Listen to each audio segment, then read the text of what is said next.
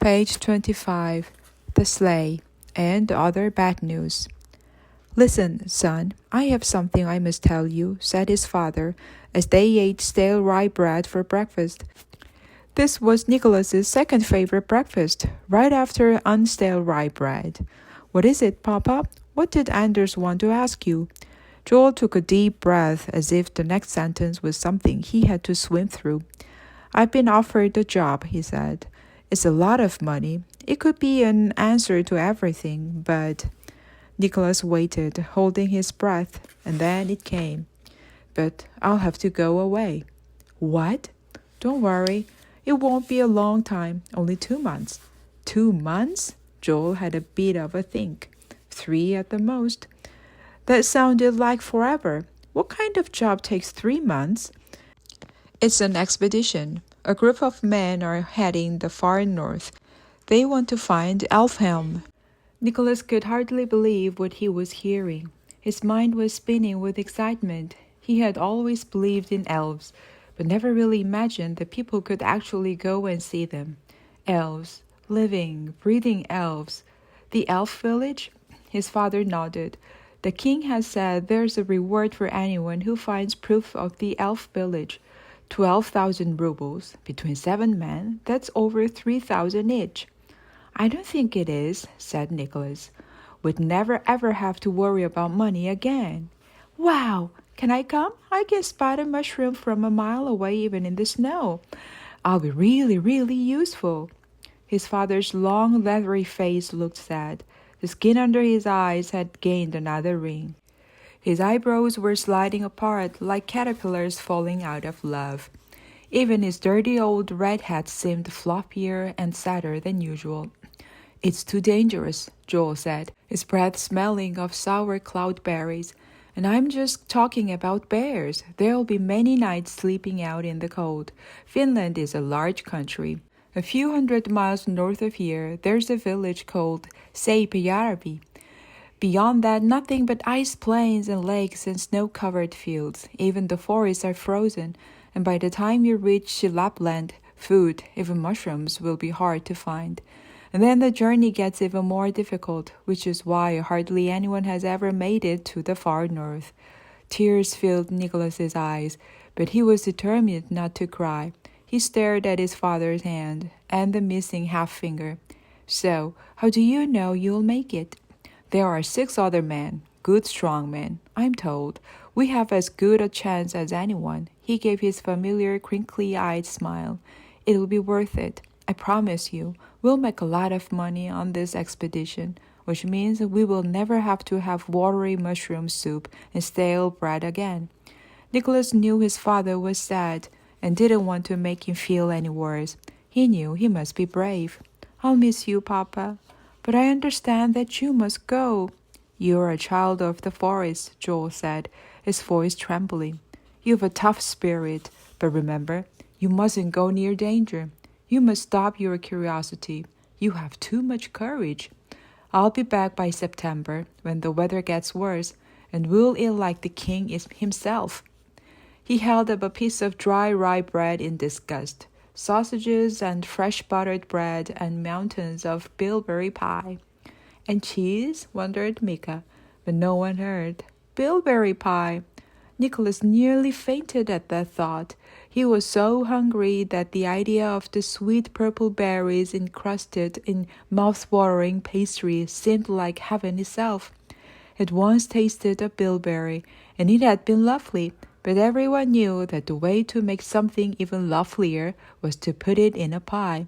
But then he became sad again, and a thought occurred to him. Surely Joel, who was scared to let Nicholas out of his sight sometimes, wouldn't be leaving him on his own.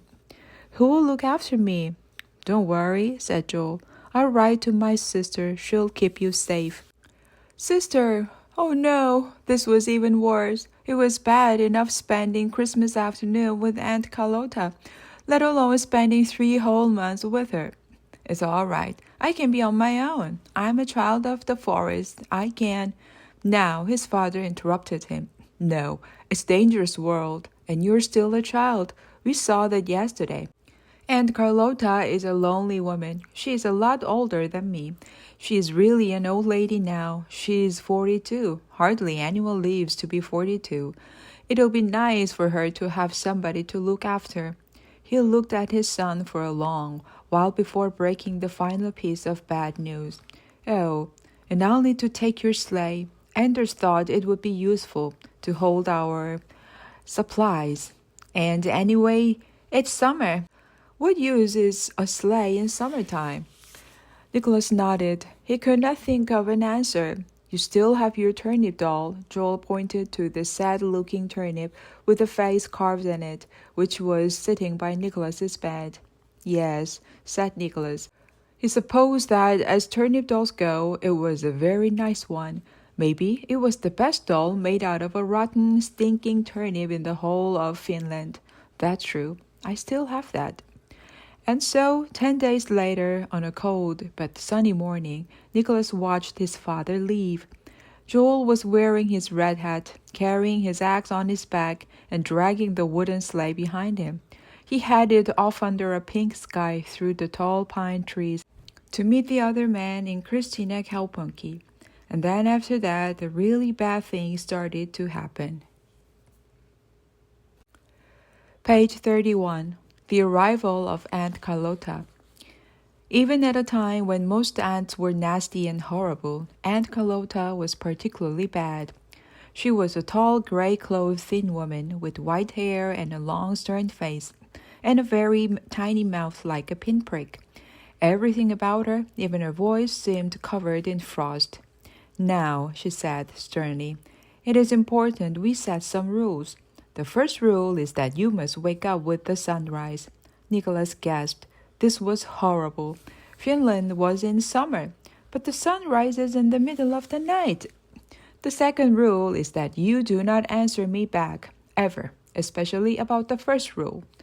Aunt Carlotta looked at Mika, who had just climbed up the table leg and was now scuttling across the table, looking for crumbs. She seemed disgusted.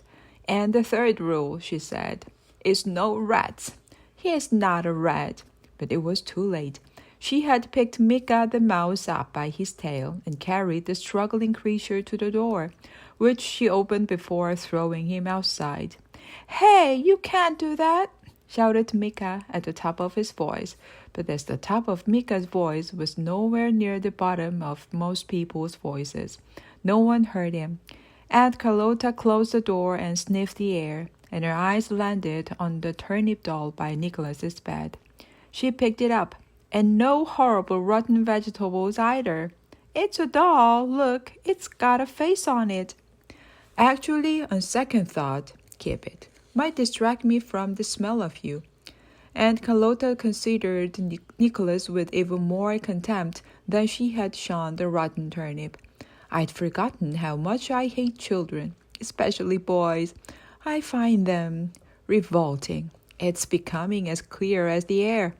My ignorant 9-fingered brother has been too soft with you. She looked around the small one-room cottage. Do you know why I came? She asked. Did he tell you? To look after me. Ha ha ha ha ha ha. Her laugh flapped out of her, suddenly and scarily, like bats from a cave. It was the first and last time he would ever hear her laugh. To look after you. Oh, that's good. That's funny. What a world you must live in, to think people just do good things for no reason. Do you really think I came here because I care about you?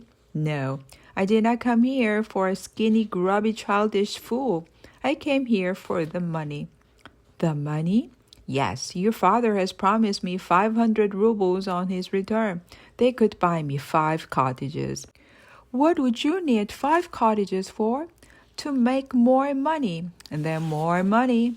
Is money all that matters? Spoken like a true grubby little pauper. Now, where do you sleep? There, said Nicholas, pointing first at his bed and then to the other end of the room. And that's where Papa sleeps. Aunt Carlotta shook her head. No, I don't understand, said Nicholas. I can't have you in here seeing me in my undergarments. And besides, I have a very bad back. I need both mattresses. You don't want it to get worse, do you? No, of course not, said Nicholas. Good. So, yes, you will sleep outside. Outside? Yes, outside. Fresh air is good for the soul. I never understand why children want to be indoors all the time these days. Go on. Shush. It's getting dark.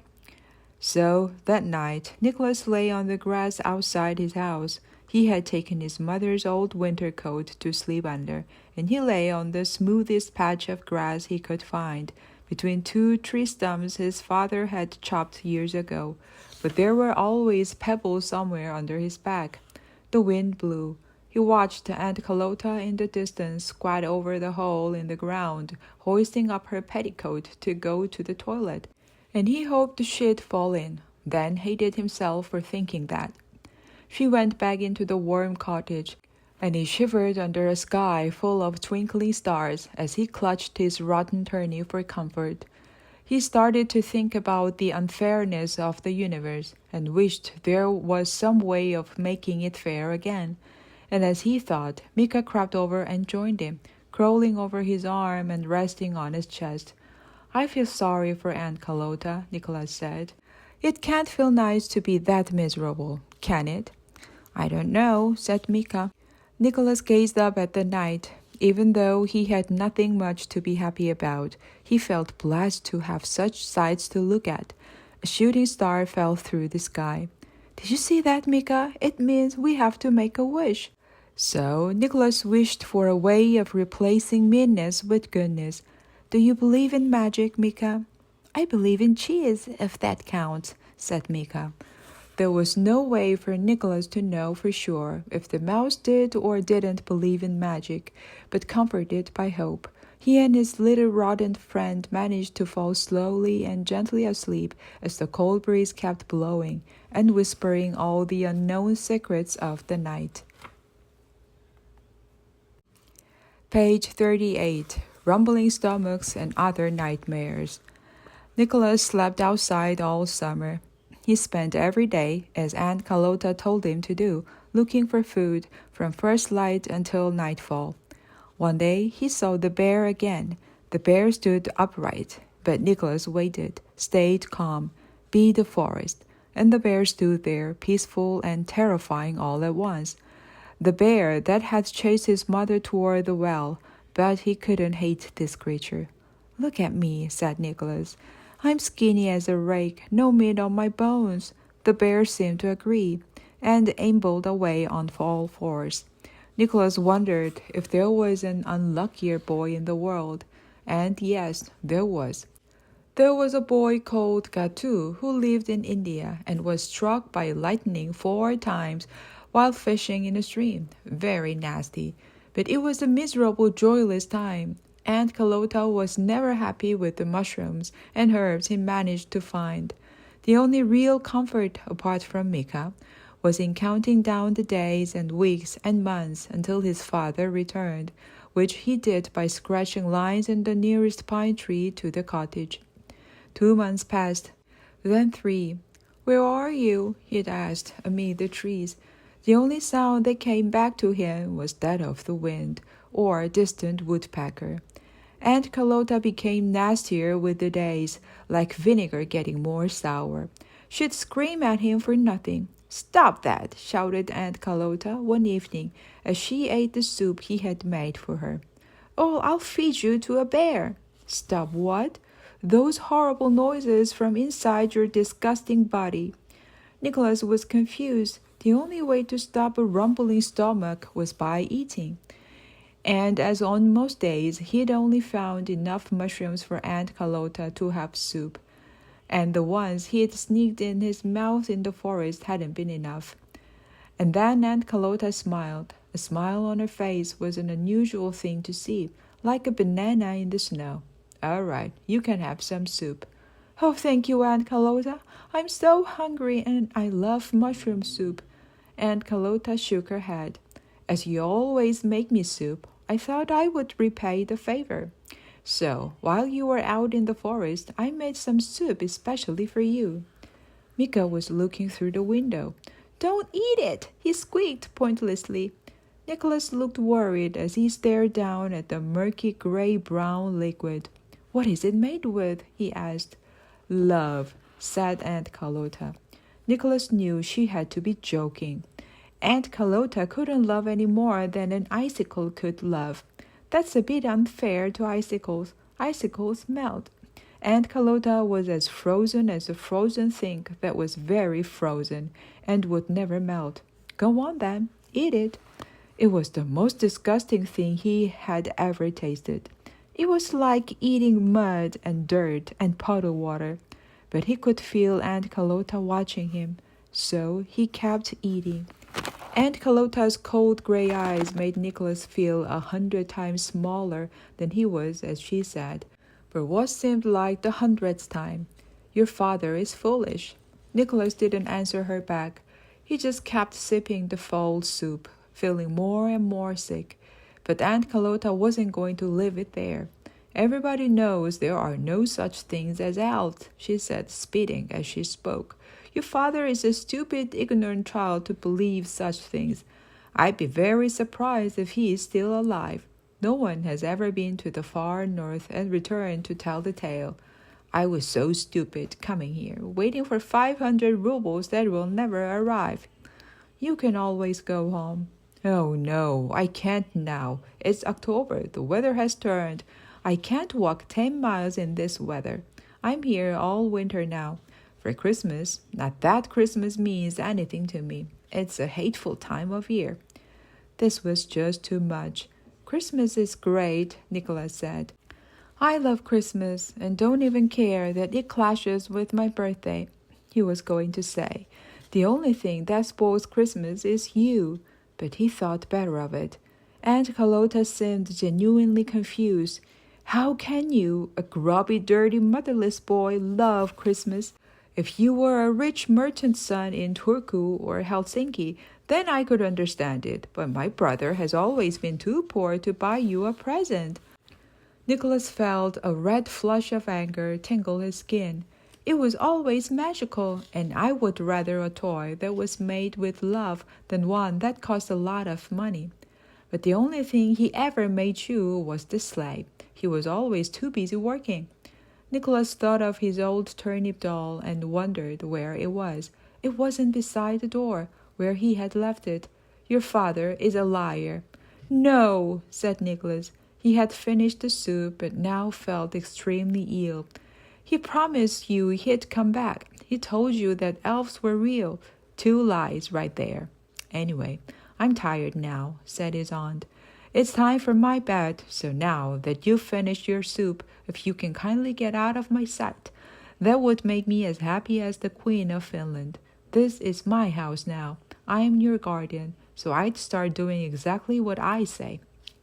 Exactly as I say it. Get out. Go. Nicholas stood up, his stomach aching. He looked around the room. Where is my turnip doll? Aunt Carlotta smiled. It was a proper smile, and one that was soon turning into a laugh. And then she said it. You've just eaten him. What? It took a second. No, 2 seconds. Maybe 3, 3.5. Actually, no, just 3. But then Nicholas realized what she had just said. His only toy in the world was now in his stomach. He ran outside and threw up in the toilet hole. Why did you do that? He asked in disbelief from outside. My mom made me that. Well, she's no longer here, is she? Said Aunt Carlotta through the small window which she had opened to get a better view of Nicholas being sick. Thank the Lord, it used to give me a headache listening to her bad singing all day. I just thought it was about time you should grow up and leave silly toys behind. Nicholas had finished. He went back inside. He thought of his mother. He thought of her holding onto the chain that held the bucket as she tried to escape the bear. That was the only option now, to run away. He could not stay here with Aunt Carlotta. He would prove his father wasn't a liar, and there was only one way to do it. Goodbye, Aunt Carlotta, he said, just a whisper under his breath. But he meant it. He was going. He was going to find his father. He was going to see the elves. He was going to make everything all right. Page 44. A very short chapter with a long title in which not very much happened. Aunt Carlotta mumbled something and didn't look back at him as she climbed into her bed with 2 mattresses. Nicholas took some of the stale bread lying on the table, stuffed it in his pocket, and went outside into the cold night. He was tired. His stomach still ached and his tongue tasted of rotten turnip, but he was also something else, determined. Yes, he was going to start the walk to the far north. Mika was nibbling on a dry leaf. The mouse, he supposed, was the closest thing he had to a friend. I'm going to the far north. It'll be a very long and dangerous journey. There's a very high chance of death. I think you should stay here, Mika. It'll be warmer, but if you want to come with me, give me a signal. Mika looked anxiously at the door to the cottage. You don't have to stay right here, Nicholas told him. You have the whole forest. Mika glanced at the whole forest, but there's no cheese in the forest. Nicholas still could not speak mouse, but he got the gist. So, you want to come with me? Mika perched on his hind legs, and though Nicholas couldn't be entirely sure, it seemed that the mouse nodded his little head, and so he picked him up and put him in his left-hand coat pocket. Then, with Mika peeking out at the road ahead, Nicholas turned and headed north through the trees toward the place he thought he might find his father and the elves, and tried his hardest to believe in both.